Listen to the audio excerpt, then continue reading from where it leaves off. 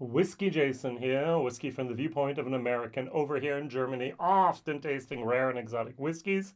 And today, do I have a doozy for you? 2 single casks from Edradour.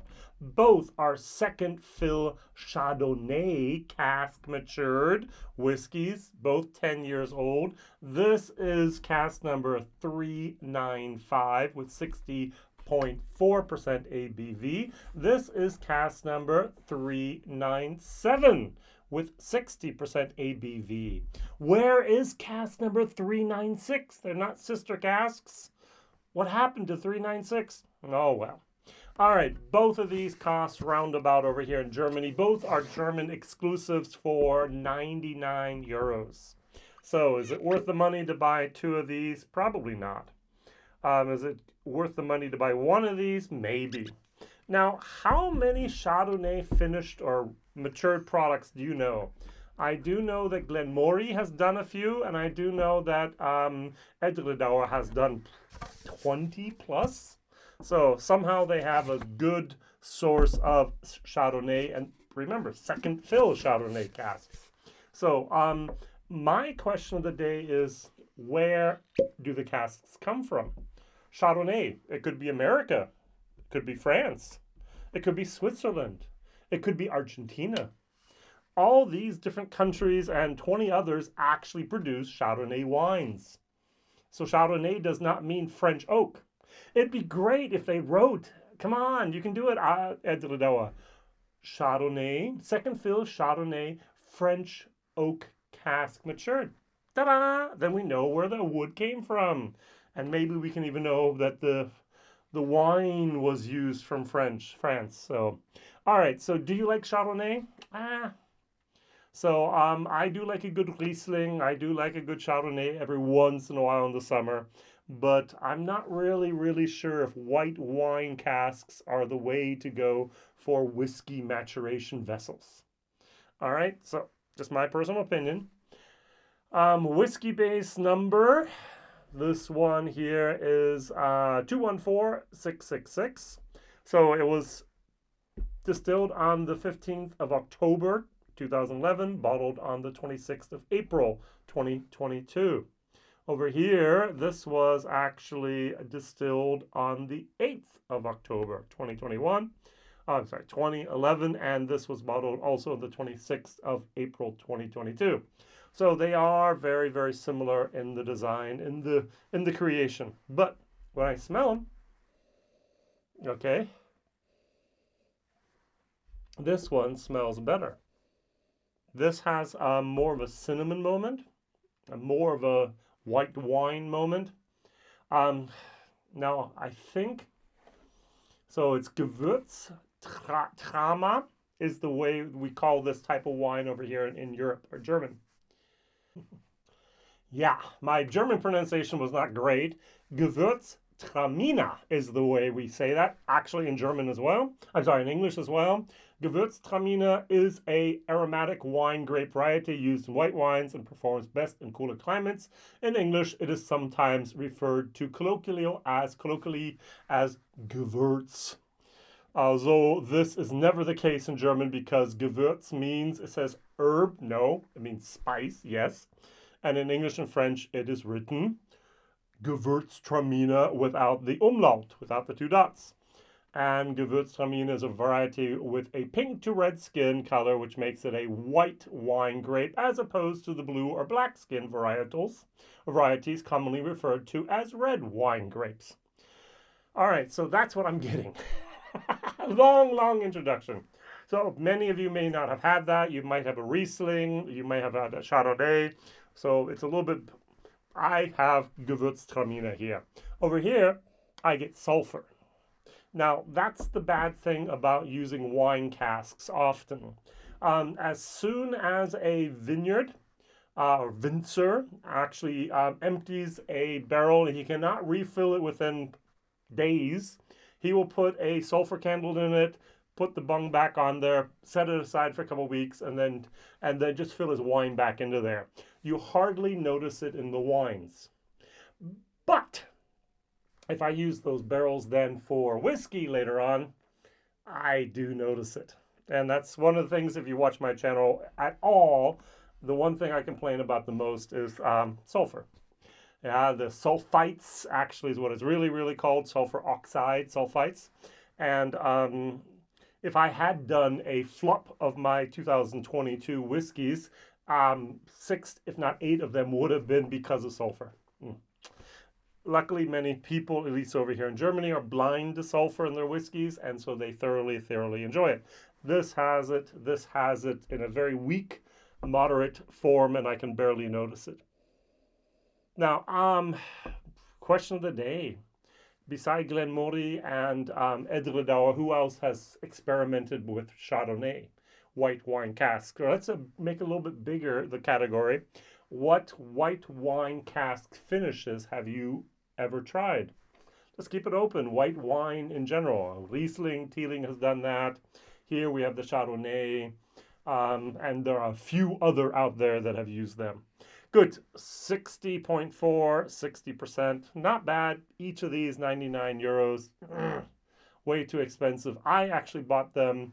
They came onto the market in Germany, I think it was right around July of 2022, July, August. I was in the States and I came back, and then I was at various whiskey fairs exhibiting our products and so on, and they actually put them on a box and said, I'll do a bottle share of these soon. I did in January. My year has been so busy that I just got around to doing the bottle share now and doing the video here. Interesting enough, here we have 286 bottles for Germany. Here we have 275 bottles. 19 different shops in Germany still have the bottles. These are not flying off the shelves. These are not one of those top secret tips everyone's going to buy and go out and go for that bottle real quick.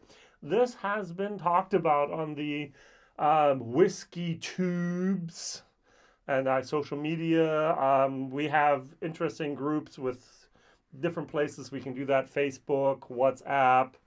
There are a couple other platforms that people are now using as well. And apparently, if 1 or 2 people say, hey, nah, don't buy it, Whiskybase talks about it as well. But Whiskybase actually gave this one a 89, which is a very good grade, a mark, and this is 87, which is still a very high mark. Mr. Edradour actually gave this one a 90. And did he try this one as well? He gave this as 90 also. So, not many people voted for them, and not many people have them in the collections. But, interesting. 25 for each of these. Huh. All right, so. Yeah. It's a white wine, a very heavy white wine moment going on here. I am not really sure if Edradour's spirit works well with it. All right, cheers. I'm going to start with a 60%, move my way up to 60.4. Cheers.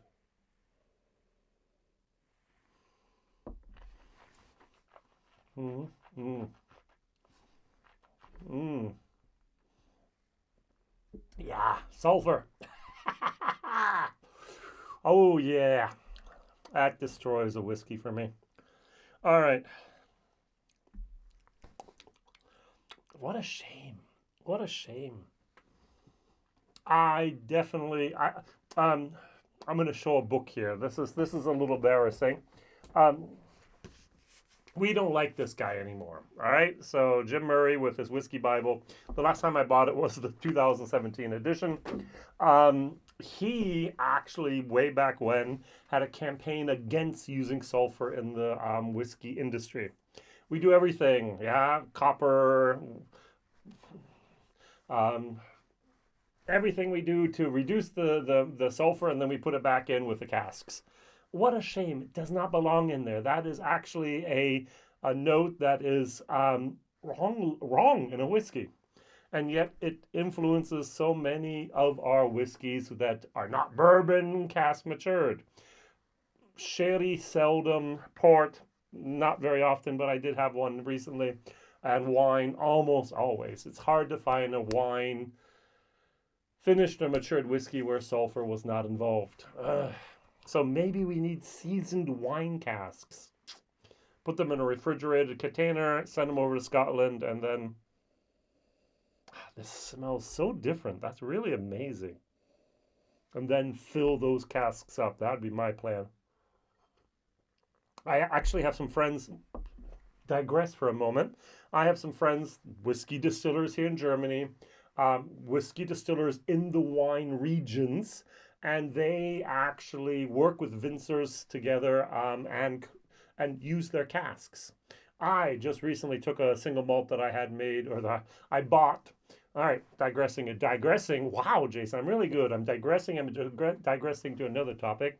When the COVID crisis hit, one of the distilleries up by Berlin said, hey, we need money to make sure, you never know what's going to happen. They filled their coffers, sorry, not coffins, coffers.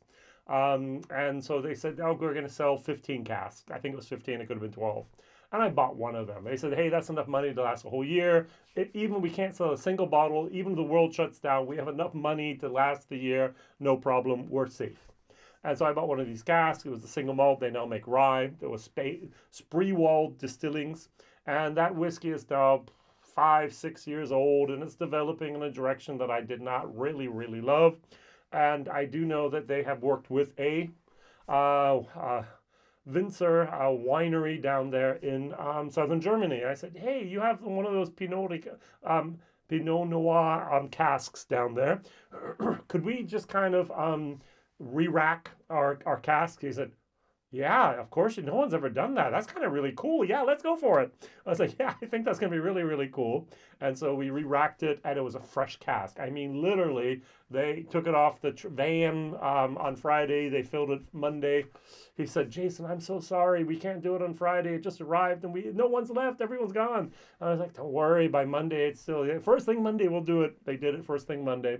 And so I've also had other people down in southern Germany, even in Switzerland. They will go over to a winery, over to a vineyard, and then they'll buy the cask, put it in their truck or their van, take it over, and fill it the same day with whiskey. It doesn't get any better than that, yeah? And so that's what I want. That's what I need. We have in Europe enough people making wine casks. Why do we have to allow them to put sulfur candles in there? Boo to the sulfur candles if the casks are for the whiskey industry. All right, enough of digressing and digressing again. This one.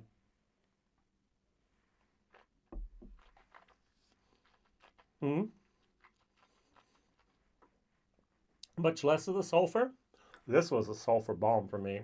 This actually has the wine. This actually has the Edradour spirit. This actually has sulfur a little bit, but it's not overpowering. It does pick up a little bit towards the end. Okay, everyone's listening to my video now, that is listening. All the people in America that are making whiskey, why don't you go look for a vineyard in your local area, buy 10 casks from them, specially made for you, no sulfur, whatever added, and use those casks to finish a bourbon, a single malt, a rye, whatever. Yum! That could be absolutely great. Just buy one cask at the beginning, finish it for 6 to 9 months, try it yourself. Use it a gift shop exclusive. Do the next batch with 10, 15 barrels, and you're going to see you're going to have a hit. All right? Kentucky, or Indiana, or Washington State, straight bourbon, rye, whatever, finished in a Pinot Noir cask. Wow. I mean, doesn't that sound good? I think so. All right, so what I want to do is add a little bit of water. This over here is a D. For me, that sulfur just takes over. This is a C whiskey.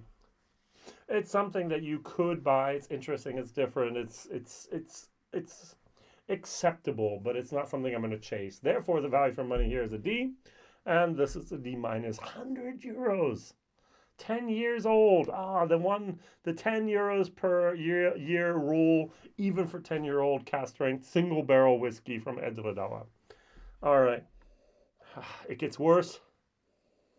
Oh, it's so fascinating how two whiskeys can be so different from almost sister casks. It really, really boggles my mind. Cheers. Mm. Mm. Taking it down from 60 down to 50 something. Creamier, much more viscosity there. Um, mm. Like I said, the Gewürz Traminer, I get that. What I have, it doesn't taste like a Chardonnay. It tastes like Gewürz Traminer.